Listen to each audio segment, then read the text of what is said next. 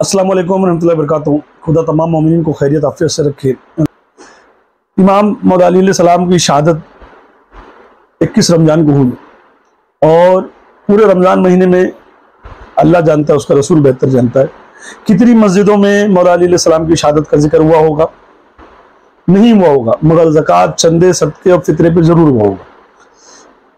ये वही लोग हैं जिनके बारे में अल्लाह के रसूल ने फरमाया था कि अली तुझसे मोहब्बत नहीं करेगा मुनाफिक, और तुझसे मोमिन ही मोहब्बत करेगा। और अली तेरी मोहब्बत हरामियों के दिल में नहीं आएगी, सिर्फ हलालियों के सीने में आएगी। और हैजी बच्चा तुझसे प्यार नहीं कर सकता। तो खुदा की कसम, चाहे वो मिंबर पे हो, चाहे बिना मिंबर के हो, चाहे दुनिया में कोई भी हो, चाहे कितनी बड़ी दाढ़ी हो, टोपी हो, पगड़ी हो, माथे पे सजदों के निशान हो, अगर अहले बैत का बुग़्ज़ उसके सीने में है तो वो इन तीनों चीज़ों में एक ना एक है, चाहे वो हैजी है, चाहे हरामी है, चाहे मुनाफिक है ना। अल्लाह पाक तमाम चाहने वालों को अहले बैत अलैहिस्सलाम की मोहब्बत नसीब करें और अपनी माँ की पाकीज़गी वो आम कर सके कि भाई जो अहले बैत से मोहब्बत करेगा उसकी माँ पाक है। ये तो रसूलुल्लाह का कौल है। अब मैं एक बड़े मुद्दे की बात करने जा रहा हूँ। मौला अली अलैहिस्सलाम के कत्ल में कितने लोग थे, ये मिंबरों से तो बयान होगा नहीं, मस्जिदों से बयान होगा नहीं, तो जाहिर सी बात है हम जैसे गुनाहगारों को ही करना पड़ेगा, मनम गुलामी अली को ही करना पड़ेगा, अहले बैत अलैहिस्सलाम के चाहने वालों को करना पड़ेगा। एक ऐसा किरदार, आप बड़े गौर से इस किरदार को समझें। इंशाअल्लाह नेक्स्ट मैं दूसरे किरदार के ऊपर बात करूंगा। इस किरदार पे बात करना बेहद ज़रूरी है जो मौला अली अलैहिस्सलाम के कत्ल में, शहादत में, मतलब आप समझ सकते हो अहम किरदार जिसने निभाया, या आप उसको सबसे बड़ा गुनहगार मान सकते हो, जिसका नाम था अशद बिन कैश कुंदी। अशद बिन कैश बिन कुंदी जो है, ये फतेह मक्का के बाद इस्लाम कबूल किया, मुसलमान हुआ। और बुखारी ने भी इससे रिवायत ली है, मुस्लिम शरीफ में भी इससे रिवायत है, इब्न दाऊद में भी इससे रिवायत है। यानी ये ऐसा एक सहाबी था जिसकी रिवायत मौजूद है किताबों में, बुखारी में भी मौजूद है, सब जगह मौजूद है। अब अल्लाह के रसूल जब जाहिर दुनिया से गए तो ये मुर्तद हो गया, इसने इस्लाम छोड़ दिया। बाद में फिर जब खलीफा अव्वल खलीफा बने हज़रत अबू बकर, तो इसको पकड़कर उनकी बारगाह में लाया गया। फिर इसने वापस से दोबारा कलमा पढ़ा और हज़रत अबू बकर की बैत ली। अच्छा, ये अल्लाह के रसूल के जाने के बाद हज़रत अबू बकर की बैत का भी इनकार कर दिया था और ये मुर्तद भी हो गया था। तो इससे साबित होता है कि अगर सहाबी भी मुर्तद हो जाए तो मुसलमान फिर से हो सकता है, उसको कलमा पढ़ाया जा सकता है। ये आप जुमला गौर करना और ये अपने याद में रख लेना। ये जितनी बातें मैं बता रहा हूँ ये अहले सुन्नत की किताबों से, तारीख के हवालों की किताबों से बात कर रहा हूँ, टोटल।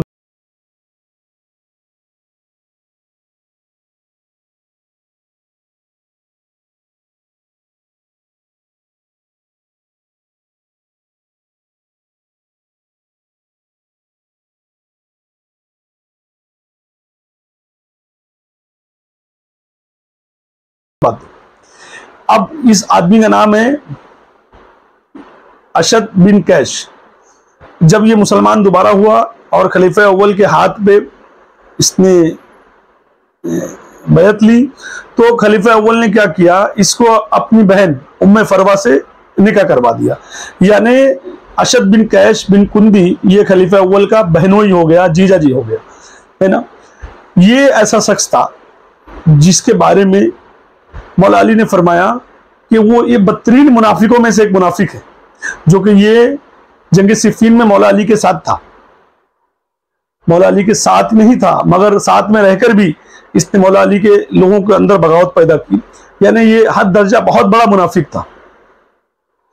मौला अली अलैहिस्सलाम को जब अब्दुर्रहमान इब्न मुस्लिम मिस्र से कुफा आया कत्ल करने की नीयत से, तो ये अशद ही था जिसने उसको अपने घर पे रोक के 1 महीना तक रखा।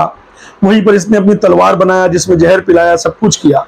और उसके बाद फिर जिस लड़की के चक्कर में अब्दुर्रहमान इब्न मुस्लिम ने कत्ल की पूरी प्लानिंग की, उस लड़की को भी उकसाने वाला यही था, अशद इब्न कैश बिन कुंदी।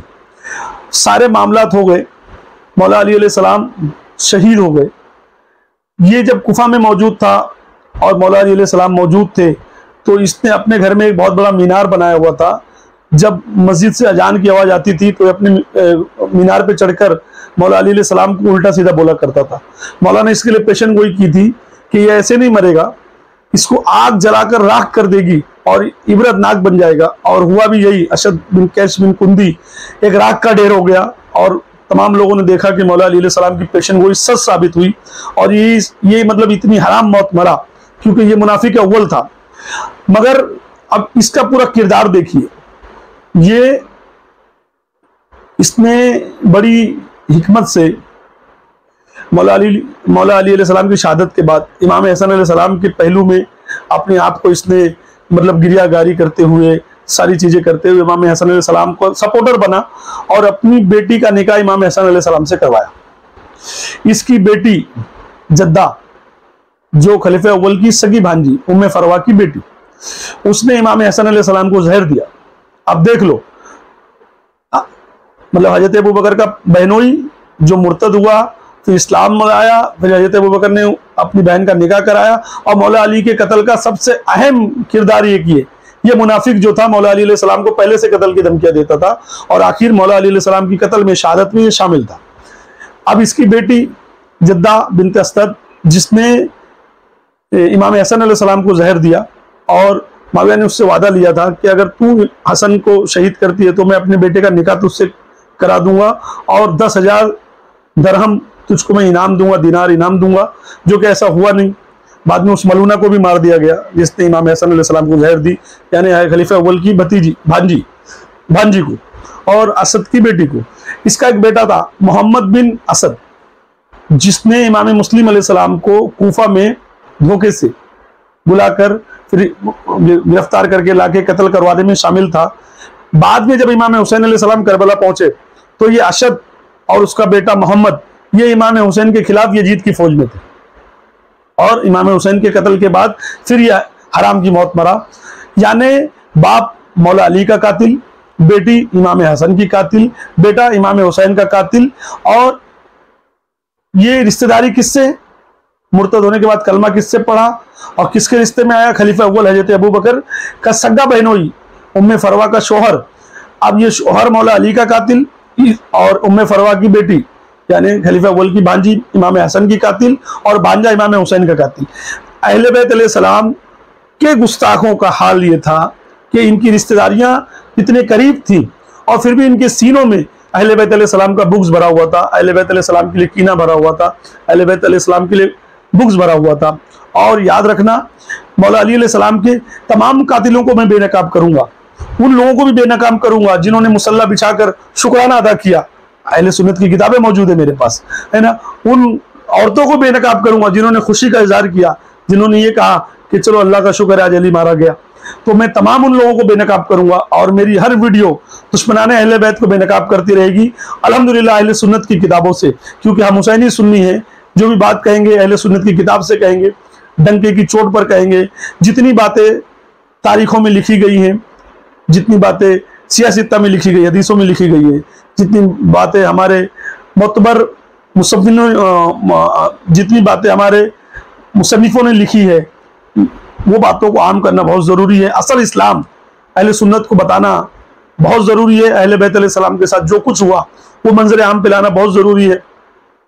علامہ یاسین قادری نے کہا آپ کچھ نہیں کریں، خالی اہل بیت علیہ السلام کی شہادت پڑھ لیں، ان کو کس طرح مارا گیا قتل پڑھ لیں تو یہ سب بے نقاب ہو جائے گی. تو انشاءاللہ ہم ان سب کو بے نقاب کرتے رہیں گے. مولا علی علیہ السلام کی شہادت کی پہلی کڑی میں یہ پہلا آدمی اشد بن قیس بن کندی جو خلیفہ اول حضرت ابو بکر کا سگا بہنوئی، اور یہ مولا علی کے قتل میں، اس کی بیٹی مولا حسن کے قتل میں، اس کا بیٹا مولا حسین کے قتل میں شامل.